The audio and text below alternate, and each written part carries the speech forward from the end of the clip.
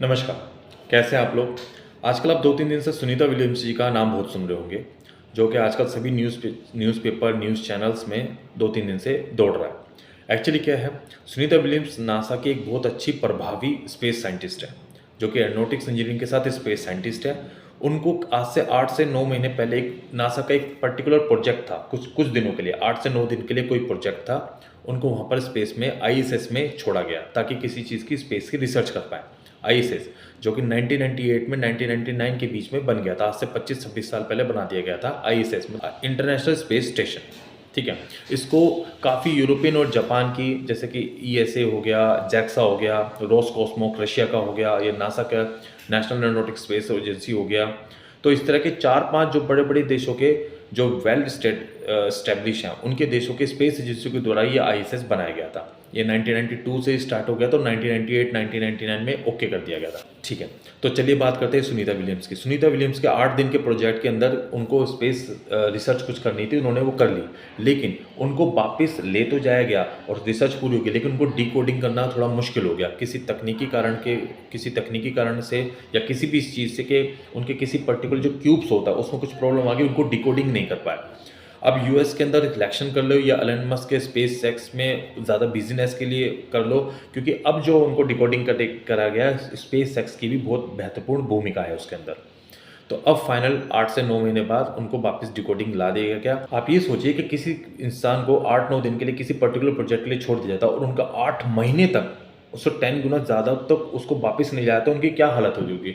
आजकल आज हमारा रोज़मर्रा के में अगर किसी एक बंदे को भी एक कमरे में 1 महीने के लिए भी बंद करी जाए, लिमिटेड फूड और लिमिटेड वाटर के साथ, तो कैसे सर्वाइव कर पाएगा? शायद 3 महीने बाद, 4 महीने बाद उसका माइंडली इनबैलेंस हो जाए, वो पागल भी हो सकता है। लेकिन वो एक स्पेस में, जहाँ की ना जंगल झाड़ी और ना जानवर ना ह्यूमन में कुछ देखने को ही नहीं मिला, सिर्फ स्पेस में तारे और काला पानी, जो ब्लैक पार्टिकल को ही देखने को मिल रहा है, जो थोड़ी स्पेस की खाली रोशनी और धूप देखने को मिल रही है, और 2-3 बंदों के साथ और एक ही 40 गज के मकान जैसे स्पेस में वो कैसे सर्वाइव कर पा रहे हैं। ये अमेजिंग बात है।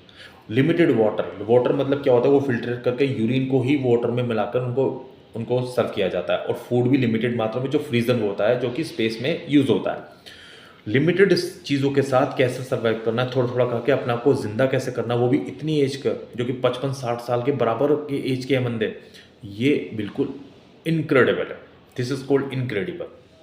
हमें भी उन सुनीता विलियम्स जैसे कितनी भी स्पेस साइंटिस्ट या नॉर्मल डॉक्टर्स या किसी भी एक इंजीनियर या किसी भी फील्ड के जो बंदा हो, जो कि किसी प्रोजेक्ट के लिए बोला गया है और वो पूरा होने के बाद भी उससे 10 गुना ज़्यादा के दिनों के वहाँ पर सर्वाइव करना है।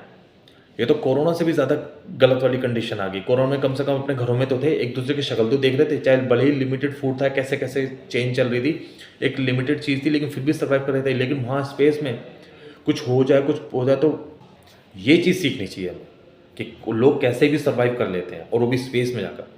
सुनीता विलियम्स जैसी हमें भी एक महत्वपूर्ण उनसे जानकारी और दूसरी उनकी एक्सपीरियंस की गेन करना चाहिए, कि हम भी लाइफ में अपने लिमिटेड सोर्स के साथ कुछ कर दिखाने के लिए जज्बा रखते हैं, तो उसे करना चाहिए। अगर सुनीता विलियम्स जी को आज 18 तारीख को धरती पर ला दिया गया है। नासा अब उनको कम से कम नहीं भी तो 1 से सवा महीना ऑब्जर्वेशन में रखेगी, क्योंकि जो उनकी बॉडी के जो इम्बैलेंस हो गया उनको ठीक करने की कोशिश करेंगे।